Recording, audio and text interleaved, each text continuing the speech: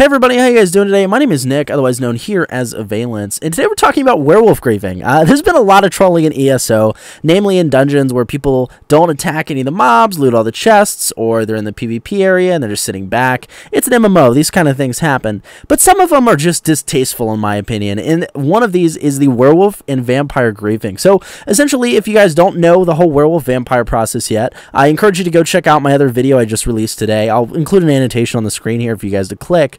But while I was doing the research to become a werewolf myself, I'm a big fan, right?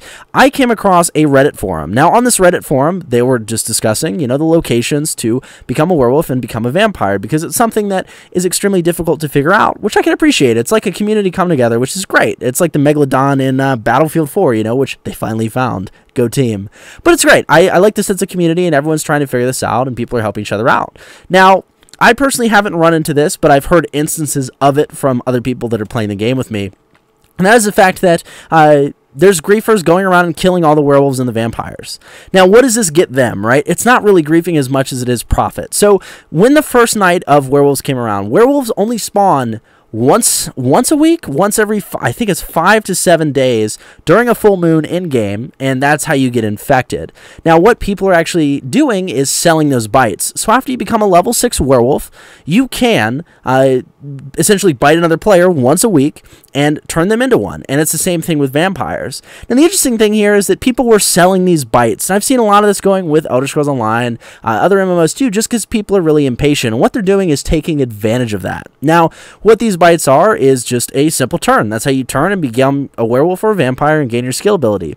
I've seen these bites go for 20 to 50,000 gold. I've actually seen someone pay in the zone chat as well, $40 via PayPal just to get bit. It's a little ridiculous in my opinion. I would never do that. I would never charge for a lot of these things. And I'm just helping out my giddies with my bites personally, but it's crazy, and I just don't understand it. This is something that I've never really understood in MMOs. It's like selling a World of Warcraft account, but not even to that level, because this is honestly just, I don't know, I see it as disrespectful. Personally, I see it as disrespectful. I'm not going to go around and kill werewolves so that I can sell my bites to other players.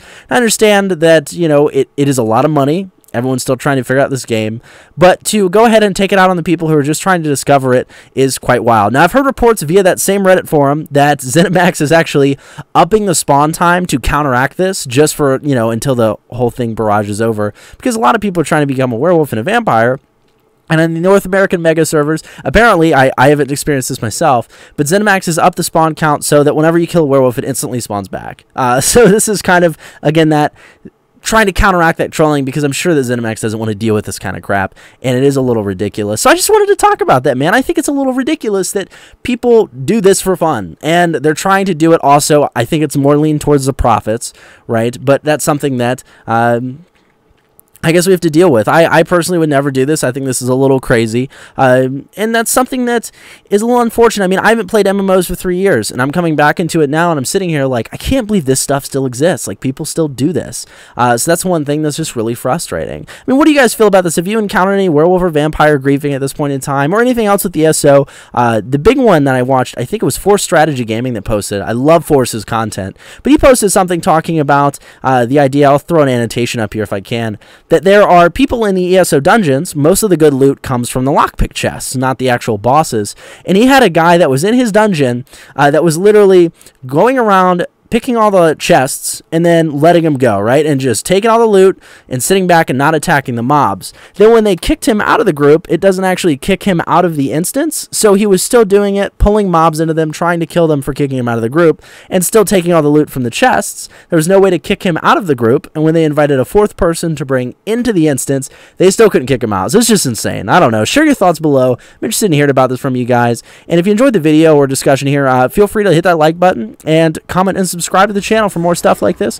I'm finally getting into ESO. I'm really excited to be here talking about it with you guys, and I'm interested to hear your thoughts and opinions on it. If you haven't already feel free to add me on ESO at Avialence, and I'll be happy to game with you guys. So that's it for today. Just wanted to share a little bit of a griefing problem, right? And if you haven't watched my werewolf video, go check it out. So thanks for watching, guys. I'll talk to you in the next one.